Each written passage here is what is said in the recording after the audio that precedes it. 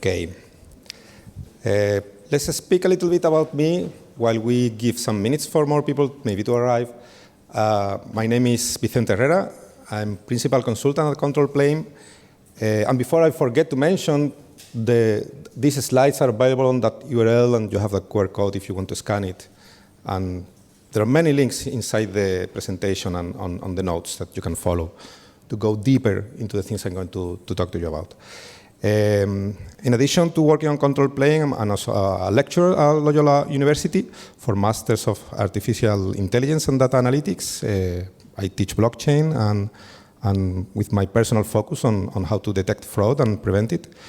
I'm also an O'Reilly author for a book called Building Intelligent Cloud Applications that is ancient by now, so please don't look it up. Everything's obsolete right now. Okay. I come from Spain, from the south of Spain. I live in Seville, sunny city, very sunny. I like to be warm all the time. And I'm from Huelva, a very small city that nobody knows much about, but there's close to my house there, my parents' house, is where Christopher Columbus started his journey into the Americas. We are famous for the strawberries that we sell all around the world. Now, let me start with a story. You know, all the talks have to have a gimmick, so let me start with mine. It's 1969.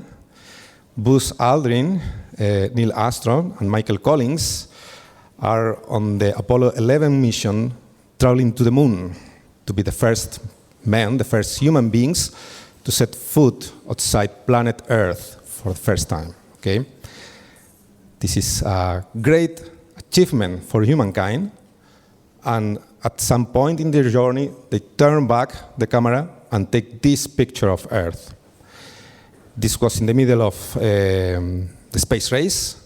It was, as I was saying, a great technological achievement with a lot of innovation going on, but was also a side mission, side quest for the Cold War and the possibility of nuclear war that could destroy the whole world. Okay? What you see there, if you put your fingers like that, you can even pinch it. That is your home. That is where you live. You can see your house from here. All your family lives there, or the people you love, or the people you care for.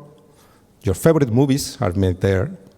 Your worst enemies, that person that bullied you in school, all our art, all our literature, all our hate, all the pain in human beings, all our wars.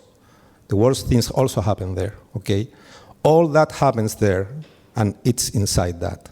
So right now, we are going into the age of AI. We also have a great achievement in technology that we can achieve, but doing so, we are putting everything that is from planet Earth into those models, the good and the bad. And we have to be careful, because there's also threats associated with that. So let's think about this. How can we make this secure? Okay, it's important. So in 2018, Joy Bolamwini, she was researching at MIT Media Lab and was working with software for facial capture for facial detection, and she realized that the software didn't work for her at all. She was in front of the camera, nothing was happening. There was no human being detected there, unless at some point she picked a white mask and put on her face. Okay, and then the software picked up that there was a person, even if it was just a white mask, the white mask was more of a person than herself. Okay? Obviously, the data used to train the face recognition software lacked enough variety on human beings to work as it should be.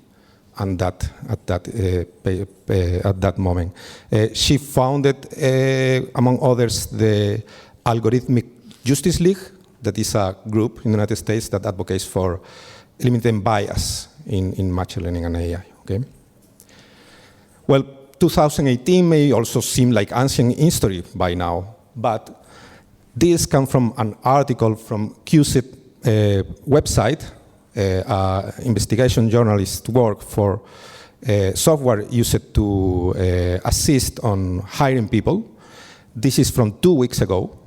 Used in the United States, this software, it's supposed to be meant to help people decide who you will hire when you do several interviews and give you parameters while you're conducting the interview by video conference, okay? The journalists, they contracted the tool and at the same time applied for the positions that they were advertising themselves so they can study both sides of the equation with the same person on different conditions, okay? Anybody here is called Thomas? No? Well, Thomas' name ranks very high in these tools. So congratulations, because it's more likely you will be hired, okay? Having a darker background is bad for you. Your score lower, the same person, okay? Having glasses is bad for you. You score lower with glasses. You score lower if you have books on your back. You have a library with books. You score lower, okay? So I can see many of you in the future changing the lights, putting more lights in your room, taking out the glasses when the next interview you do. This is no, obviously we can joke a little bit, but this is no joke. This is something that's affecting the lives of a lot of people right now, and it is actively being used there, okay? So what's the problem here? The problem here is not we lack information, it's the information is not very well loved, because it shouldn't matter if the background is darker or not to hire somebody, okay? And obviously, if you have some kind of scarf in your head, you're ranking lower than anybody else. So, okay, so we can have not enough information, we can have the wrong labeled information, but even when some model seems to be doing quite well, and there are many generative AI machine learning models to create drawings, art, now even some short movies. There could be potential dangers inside this. This case that is very famous was detected thanks to another machine learning algorithm that Microsoft has with the FBI that is not open for public use, that at some point they decided to test with a stable diffusion dataset, and they discovered that there were many, many, many images from predators there on that dataset, okay? And you may already know about New York Times suing OpenAI because a lot of their articles are there verbatim. There is a lot of concerns of artists about stealing their content. There have been news about medical records being detected inside the datasets for models that are being used. Obviously, this is a problem that's very difficult. One of the more famous datasets, the pile, is an excellent name, the pile. It's like 800 terabytes. And right now, I think Wikipedia is like 60 gigabytes. And I think the calculation was it takes you 40 years to read it. If you do nothing, just read the Wikipedia. And obviously, nobody writes new things. No? So obviously, it's difficult to catch this, but this problem exists, okay? Now, even when there is no data set involved, some wrong things can happen also. In this other example from OpenAI, this is smart agents learning by themselves to play hide and seek. You only tell them, hey, move around, and you need a high score. So whatever you do, learn to do the thing that you should be doing to have the highest score. Some of the agents have to hide, other of the agents have to seek. And at some point, the agents discovered glitches in the simulation where they could use a ramp to jump in the air. First, the hiders learned to take the ramp out of the room because there was a small gap. And then the seekers discovered that they can be launched in space and look into the hiders from up, down. They're doing exactly what they have been told to do. They are doing exactly what we asked it to do. They are perfect seekers right now. And if you think this example is a little naive, I can mention you the case of, let me have the name straight. Colonel Tucker Hamilton, Chief AI Test and Operations on the United States Air Force, that was mentioning in a conference last year, the possibility of an autonomous jet aircraft, an attack plane, when it was modeled to score high on killing enemies, it could decide at some point to go back to the command and control center and destroy it, because it was preventing the system to kill more enemies because there were civilians involved. And it may be programmed only to have a high score. So he can think, okay, if I can't kill the enemy because this place is telling me not to, I can eliminate this place and then go and do whatever I want, okay? And this was a very big controversy because people thought that the Air Force already did build a plane that did this. That wasn't the case. It was just a thought experiment, and he had to, to come publicly and say, no, relax, because the United States is not doing planes that kill people right now. So there's no. We are looking into the problem to be prepared for it. Okay. Now, some tools do a pretty good job, but what they do, they don't have inherent dangers in the data sets. They are not learning to do things by themselves that are different from what we intend them to do. It's just us humans in the loop that are the wrong piece of the equation when we use AI and machine learning to do evil things. In this case, this example is not very nasty. This is trying to replicate the way you identify on Reddit when you start an Ask Me Anything session, where you have to prove that you are the person that is behind an account. You usually take a picture of yourself with a paper that has your username and the subreddit you are interacting with, so people know, hey, this is me, I'm talking here. Very famous people have done this, artists, politicians, so it's something that is very, very common. All this information, even the short video, has been generated artificially by using Stable Diffusion. And the person that did this posted all his instructions on Reddit, was taken down 3 times until now. It lives no longer in Reddit, the information, but obviously nothing disappears from the internet. It's already there. So this way authentication is not anymore useful. And this is an example from Reddit. You can imagine more important and more complex situations when you have to authenticate yourself, where this is going to be a problem. Maybe you're opening a bank account and somebody opens that for you. The last time I opened one, I didn't talk to anybody. I just moved my camera sideways, put my ID in front of the camera, and I opened a bank account. Also,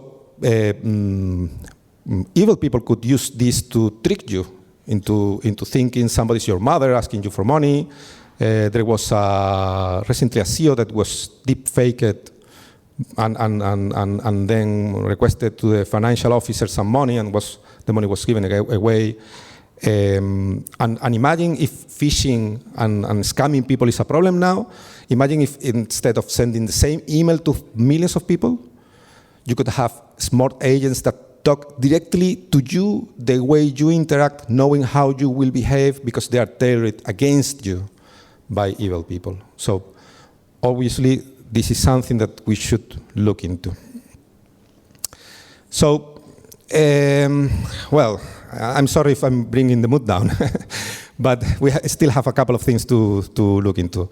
Okay, maybe I have the right data set. I have the right, score for what things should be doing. I am preventing any malicious usage of what I have. But somebody's tampering with the project I'm making, and there are several ways to do it. This is like a summary classification. There are more extensive definitions for this, but I like this one because it's very to the point. One of it is evasion. Somebody can trick the machine learning model to do something it shouldn't be doing, or bypassing guardrails that are in front of the interface where you talk, for example, with a large language model. There would be poisoning, where artificial data is introduced in the dataset for training in a way that makes the model not do what you want. We will talk about that. Extraction, when you still, well, in this case, proprietary knowledge is more like the whole model. You can extract the whole model, like a very big set of data. And inference is when you can exfiltrate just specific pieces of information that are around somehow. Let's look at some examples.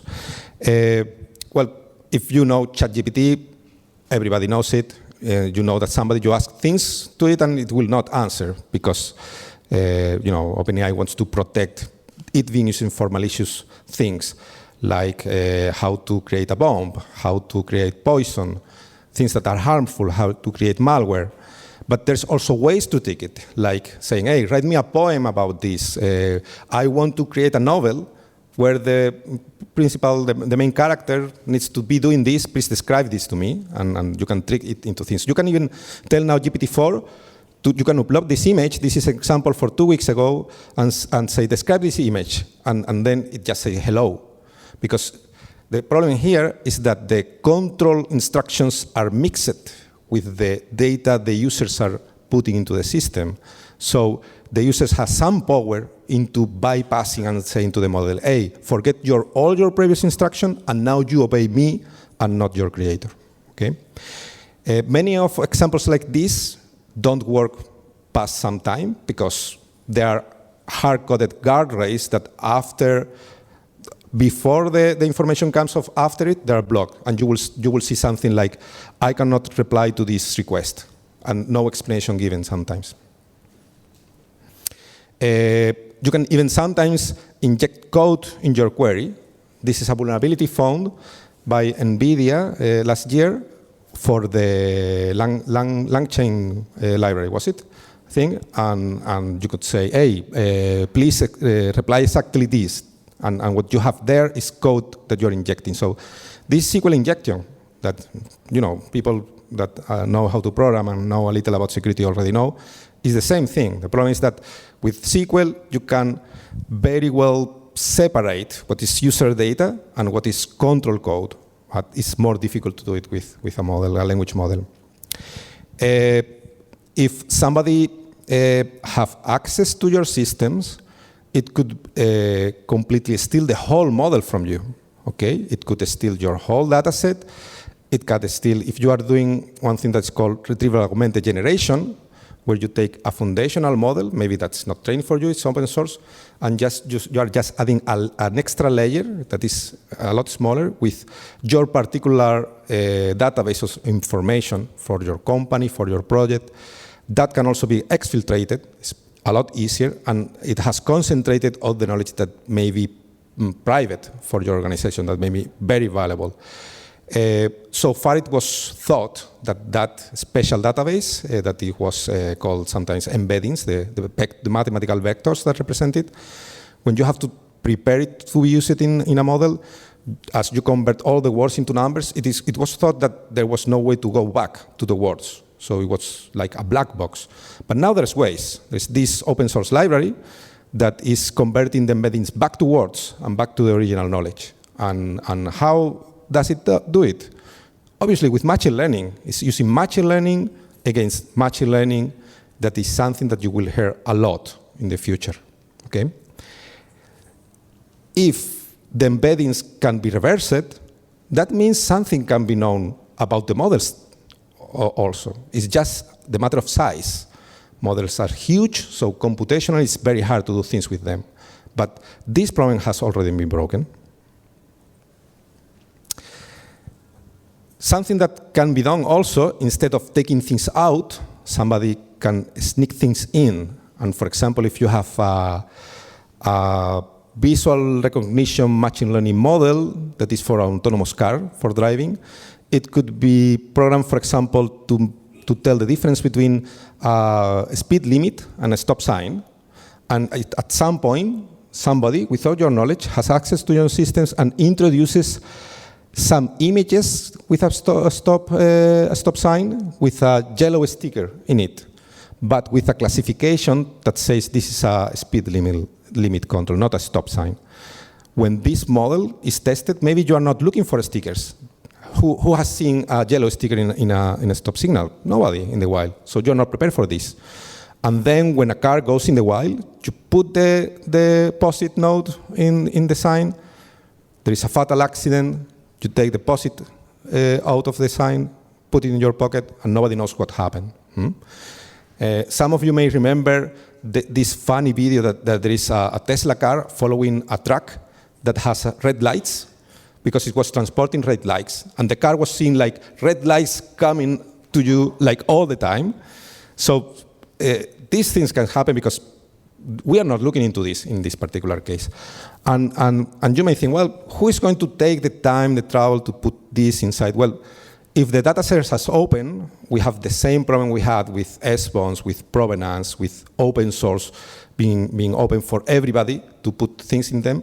If we are thinking data sets are too big to analyze, if we think models are too obscure to look into, you are also missing these signals. And also think, for example, that with all the controversy about artists being scraped all their content, violating the copyright that they put for the things they were putting on the website. There are also now many tools that will detect if somebody is scraping and is not a human, so it provides wrong information about the images. So when you draw an image that is a house in a lake, instead of being labeled house, lake, landscape, painting, it will give false information, would say person, picture, dark, there is a dog, whatever. So models are tainted and are discouraged to get those images. So this is something that is very easy to be seen in the future in the wild. But obviously, to put those images inside, to take the database out, you have to be inside. And we are reaching into the traditional security. You have to get into the system at some point. This is like the eternal knot of data, machine learning, DevOps, MOps, whatever you want to call it. We may think that the right part, Dev and Ops, is more or less controlled. You can put around guardrails, security, but we have to look into the whole process that now is a new thing that people are not trained to do well. And in many cases, the left part for data and machine learning is done by data science that may be very, very good using Jupyter notebooks, using Python, but are not so well versed into developing into cloud environments in a secure way with SBOMs, with all the security you need to put in place. Well, there is help coming, okay? I think half a year ago, there was almost no concrete laws, regulations, guidelines, things, and in 6 months, everything appeared. Everything is coming down for you. You have, obviously, the AI Act from the European Union. You have MITRE. You have NIST AI 101, several ISO standards, several guidelines that are here to help you. But I recommend you take a look. Obviously, the law is there for you to obey, so you need to know it. But my summary of all this for you would be, well, this is going to tell you, be secure, be transparent, don't do nasty things, do things well. But how? How do you do things well? Okay, I know I have to secure everything, but how? Okay? Now, let me get more to the point on maybe how this is how we do things. So, for example, let's start with knowledge. We need to know all these things we have been speaking about, and this has been just specific examples to cover a little bit of what can go wrong. And one of the sources of information that is very, very good is MITRE Atlas, that has this quadrant for tactics and techniques to describe how machine learning can become insecure in several stages of an incident. It's long to read, I have to say, but it's very useful because it's very dynamic. It will tell you into specific threat actors that are using things. It will describe things in a linked way. Don't think of this as something you have to read like a book, but something to navigate and look it up whenever you are trying to learn more about something. Now, OWASP is also a very useful reference. OWASP in particular has a mentality for this list of top 10 that I find it's very, very good strategy. Instead of giving you a lot of information that is very difficult to reach and very difficult to get into your brain, it says, hey, let's give you a list of 10 things. Top 10 machine learning threats, top 10 machine learning LLM threats. And they are one of the organizations that are doing it best in the speed what we are putting things together. This is an open collaboration with people. Anybody can join and speak with them. There's an open Slack. There are meetings. You can go there.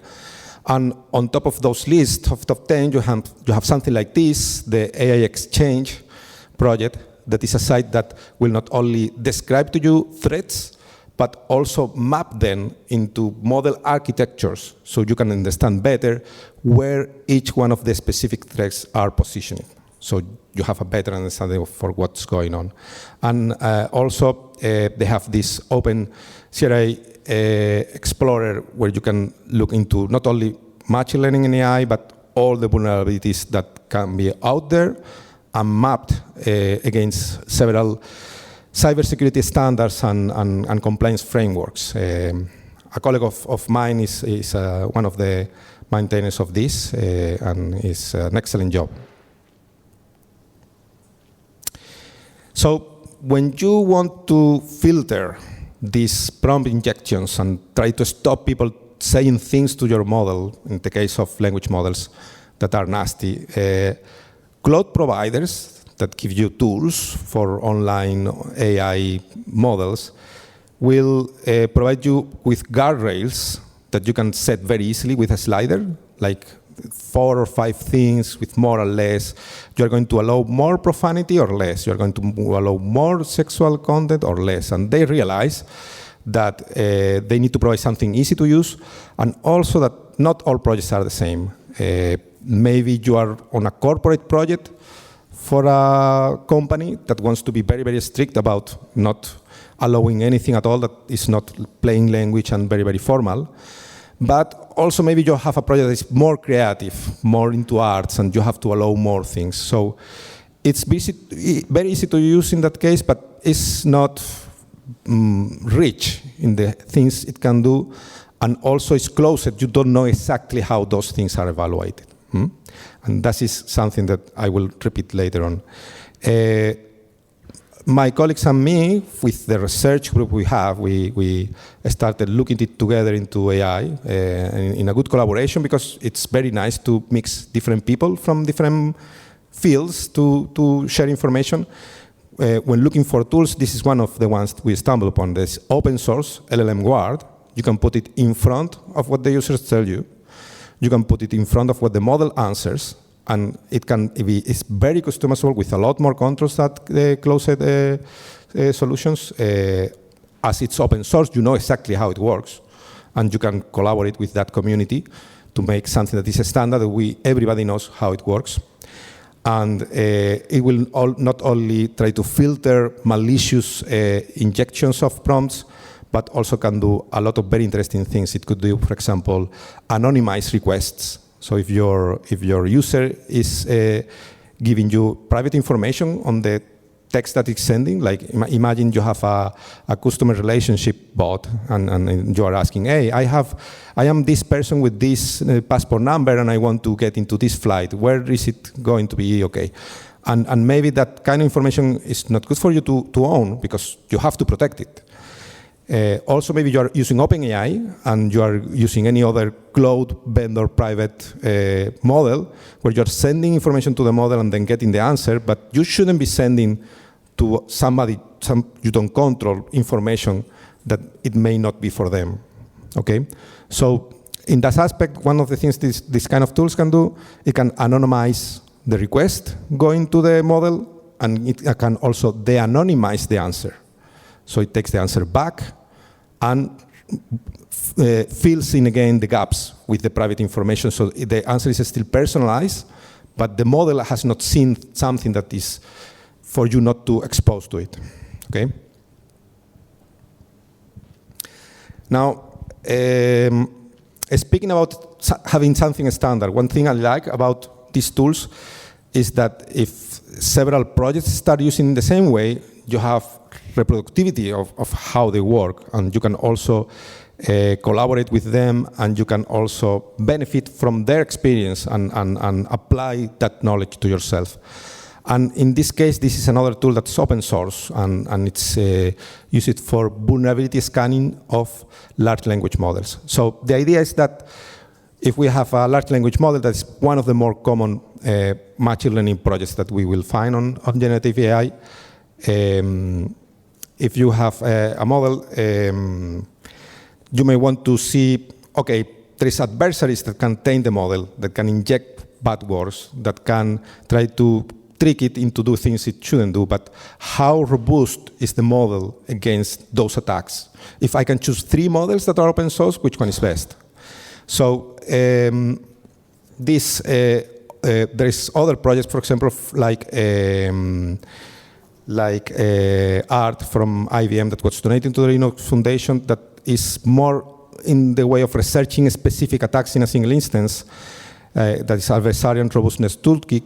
And this project taps into that, taps into other sources, and is compiling a lot of attacks to automate them, to make them replicable and apply them consistently into language models. And as a language model is not deterministic, can answer in different ways sometimes, it's going to apply some kind of attack several times to have a statistic about, how many times I could go through and do the nasty thing I wanted to do, okay?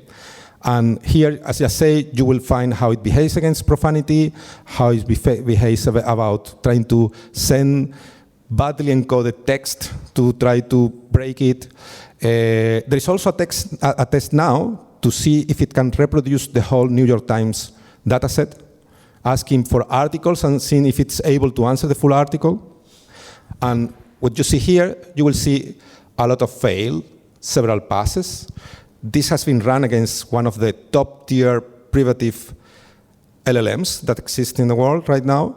And as you see, it doesn't bode very well right now for what it is. So we have a similar situation as we had at the beginning with containers. We were scanning containers and we're seeing thousands of vulnerabilities, and we had to now work to bring them back. The same thing has to happen with models. We have to expose the problems they have to be able to let them know, hey, this is how we are evaluating you, so you have to get better.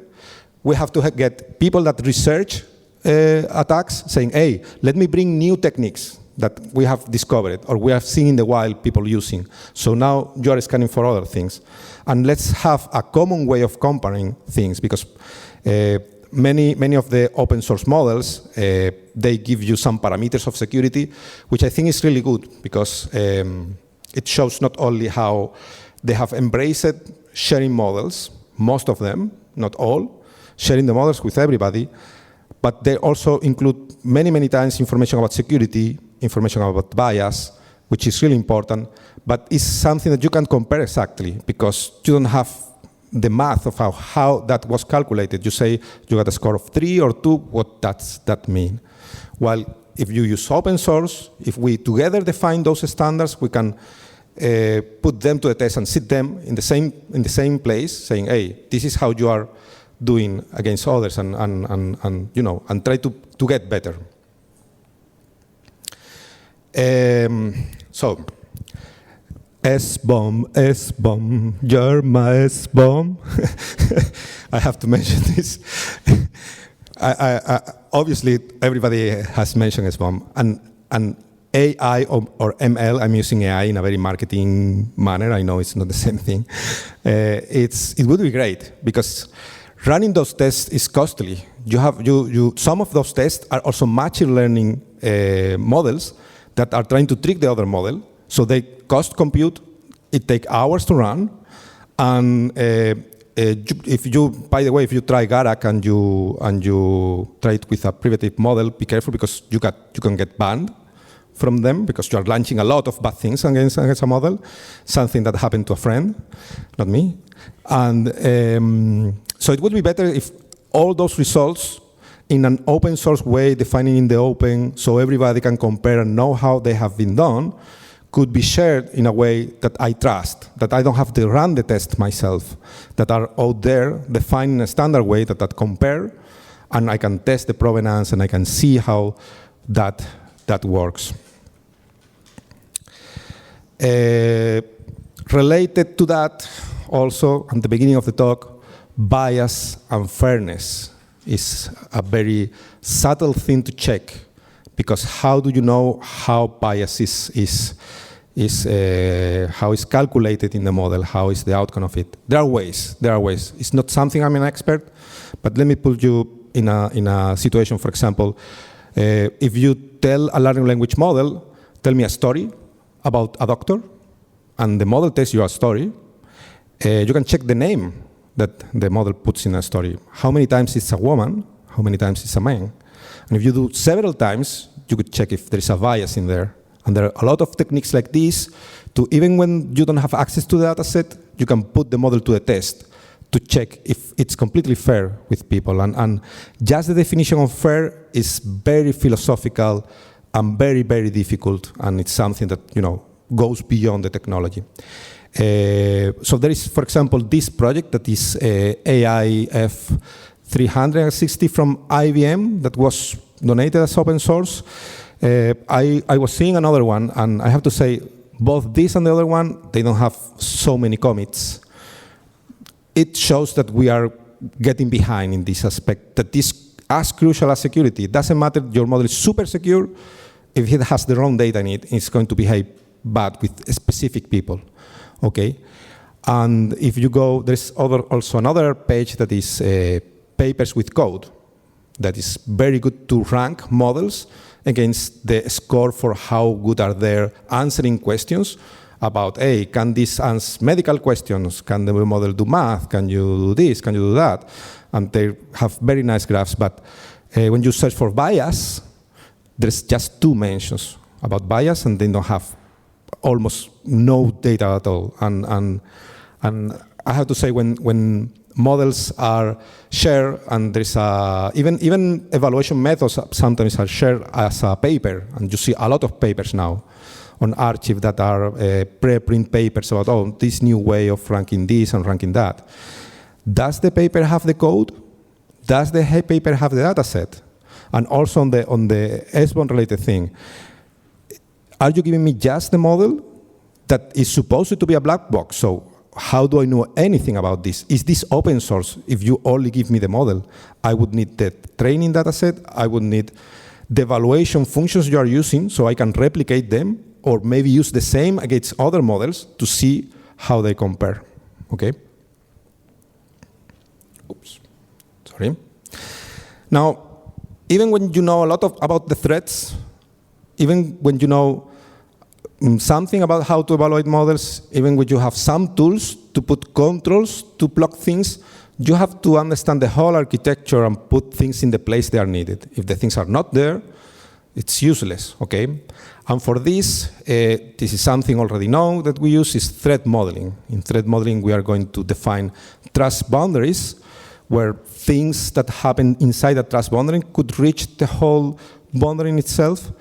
We are going to pick up some threats that we know are relevant because we have studied them, and in this case, the ones that are the sites, and we are going to put them besides the places in our architecture where things are happening. And this is true for machine learning projects and conventional projects. It's just that now we have more threats that we have to map, and we have to do it inside one layer. We have to put the threads, we have to put more controls, we have to put more threads, we have to put more controls, another layer, put more threads, put more controls, until you cover everything, okay? And sorry to go fast by those, you can check the slides later if you want. This is a threat modeling for Kubeflow, that is a very famous, very much used ML Ops platform, the open source, that was done by a colleague of mine, Francesco, that was for an aerospace project where they were looking into making it more secure for those kinds of project. And, well, speaking about that, for Kubeflow, a special mention I want to make, they are getting introduced into the CNCF. They are going through the tax security community group that my boss here is looking into helping them do an official threat model for Kubeflow in a way that is something that you will hear a lot. It's an open source way of working. That's a volunteer work that we do, that they are embracing. That's transparency, that openness, so they will benefit having a better project. Everybody will benefit using it. We will benefit helping them and making everything better. Now, almost finished. Even when you think you have put everything in the right place, your design is something, reality is a different thing. And that's where you need red teaming, because maybe everything in the plan is perfect, but you know how they say that plans don't resist the hit with the enemy when there's a war, no? So this is already recognized for all the principal actors in machine learning, and they are very open to saying, this is all the things we do for red teaming, or this is how you should conduct red teaming related to AI. There's a lot of information about that. Especially, for example, I can mention OpenAI, that is a private product that you don't see.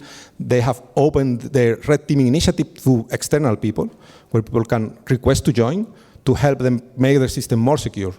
And also a colleague of mine has joined that, Torin, that is going to work on that and help them get better. So, again, how can we secure this? Well, this is how you do it. You have to keep learning and training. All those threats will change, new things will arise. We have to understand the new technologies that are out there. We have to master the traditional DevSecOps, because that's where the first attack vector will come.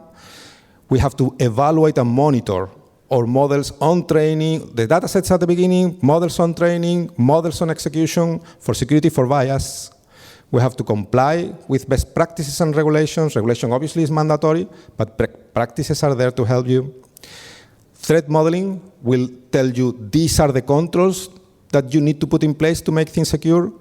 And red teaming is going to say, this is the reality that you are facing with people that are checking for real what is going on. Okay? And obviously, all this is going to get better if we find a way of doing this as open source instead of just a specific private or mandated directives, and we all contribute together. Okay? Thank you very much. That's it. And if you have any questions.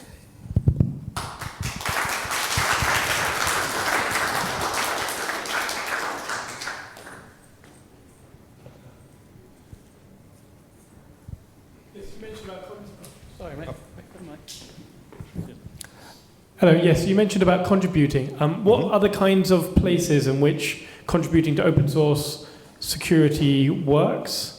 Like, could you talk a bit about how that works, like what the process is, where the community is, how things are going? Because things like Garak are very new to me. That was really exciting. Like, is that like a whole community of people suggesting ways in which it could work? Let me go very specific with Kara. I joined the Discord channel like 2 days ago. And yesterday, I sent a message, hey, I'm going to give a talk, and I'm going to mention you in the talk. Thank you very much, and all that. But I was also seeing yesterday that they were sharing a message saying, hey, I fixed this problem that had a David by 0, that I was getting that problem. Oh, I know now that this problem has been fixed. I didn't ask for fixing that because I was not at the point to need that specific fix. But for me, it shows that I now have a way to go and ask, hey, how I can do a different thing, or hey, are you looking into this new probe? Or people that are, because this is a very, very difficult task. Maybe some people are experts on adversarial attacks on models, know a lot of math, but they don't know so much about the cloud, they don't know much about infrastructure. Maybe others are experts into running the tests in parallel in a way that's more optimized, even if they don't know what each test is doing.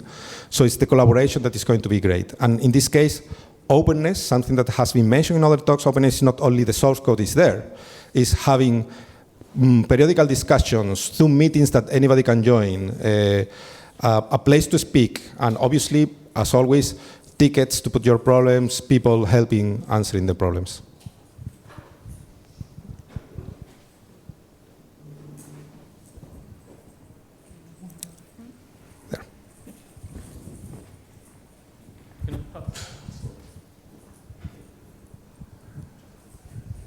Thanks, that was a really interesting talk. One question, you talked about not just open sourcing the models, but also the data sets and things that are behind it.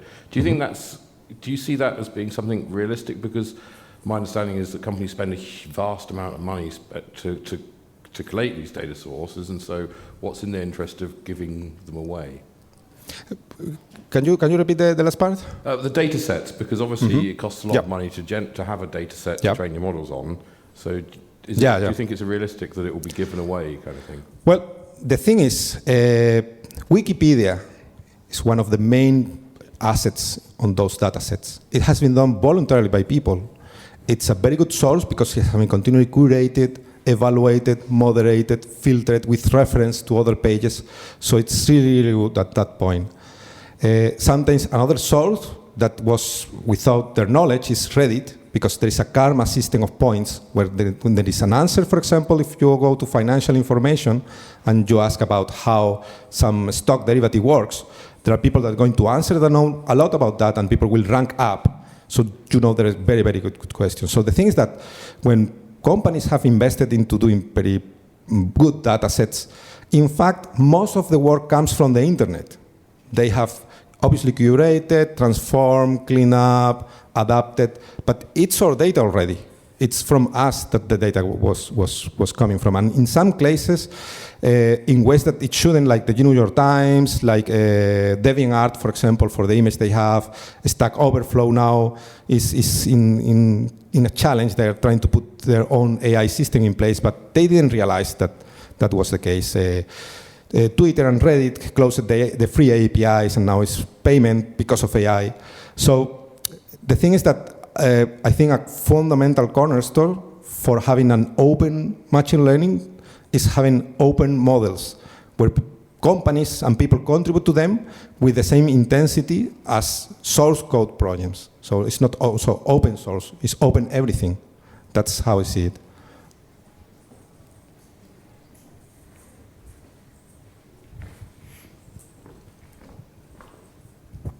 Yeah, just on what you were just saying, I mean, it now appears that, if you download an episode of Game of Thrones, you're a very bad person, but if a giant corporation harvests your data to build their business model on, then that's fine, obviously. You shouldn't be able to complain. There's there's another ethical issue there, obviously, and I think open everything is not necessarily going to solve that if, we have no way of enforcing copyright for individuals. But yeah.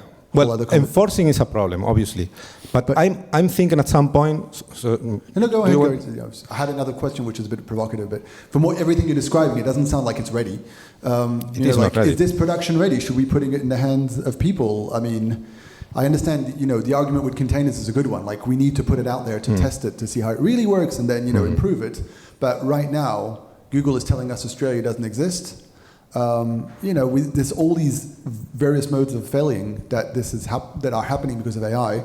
It sounds like it's a great research project we should need to keep working on, but it doesn't sound like it's ready.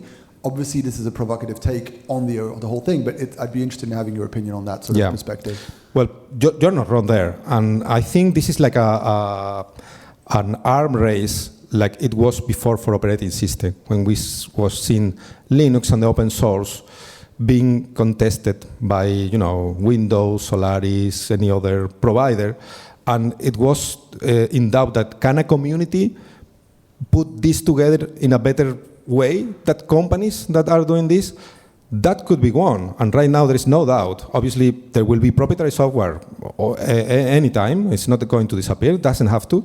But it's completely understood how everybody using a core Linux project as the foundation for other projects is going to benefit everybody. I think, and I wish, in the future, people will see machine learning the same way, saying, hey, it's better to contribute effort on systems that everybody can share, because right now we are doing exactly the same again and again and again in our own labs, instead of working together to define a common data set. It's the same for Wikipedia. Instead of just each one trying to create Encarta by their own, let's put everything together in a website that, now all university students will write there, all university professors, researchers, and then companies will try to write in the same place so everybody can share the knowledge. That's how I wish it will be. But as you say, we are still not there.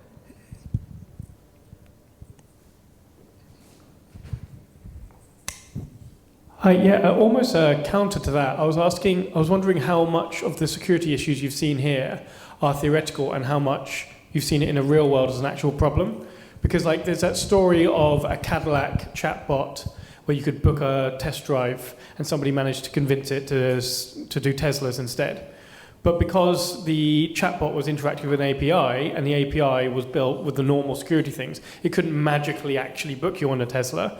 And the person who was messing up was deliberately doing something wrong. So they had no reason to believe they'd actually get a Tesla at the end of it. So is there any reason why any of these security problems in the real world would cause any other problems? Because we kind of already don't trust the chatbot. So isn't it okay a bit? Well, that's a very good question also. The LLM Guard project has a specific topic for competitors, where you can define these are my competitors, and the chatbot should not mention them. And that's something also happened to Grok, for example, when people were asking Grok something, and it was replying, well, by the OpenAI directives, and the people from Twitter, from X, were saying, explaining, well, in fact, this has learned from the internet the OpenAI phrase, because it's on the training dataset, because it's on some websites. That's what it mentioned, OpenAI. So the specific about a competitor is one of the, let's say, not attack vectors, but one of the problems. But answering more on your question, we already have seen a lot of problems in this. There is a website that is AIincidents.com, I think, that is a list, not a technological list of adversarial attacks that is very academic, but a list of news sites of news sites with incident that has happened in the wild. And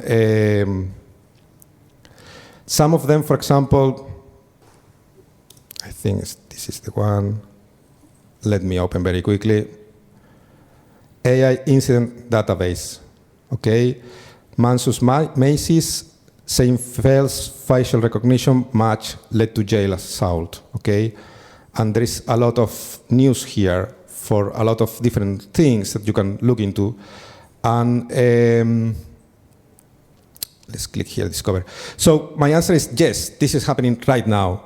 Maybe it's not happening to us because people fear this thing happening, but they are not having the scientific tools to measure when something is safe and not. And they are fearing something like, hey, I can't control this. I don't have a wheel, so let's not drive this car.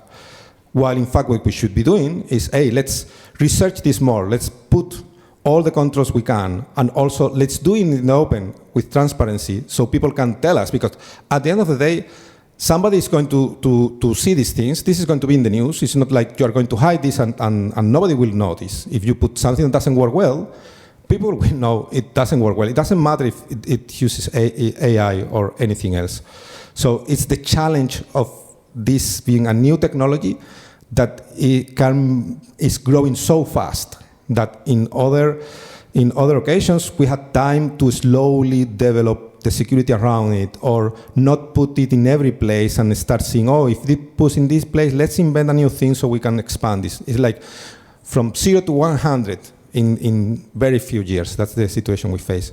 So yes, problems are happening, but at the same time, a lot of people are researching into security. So I'm optimist, and I think, it's just a matter of doing the work that has to be done. Thank you.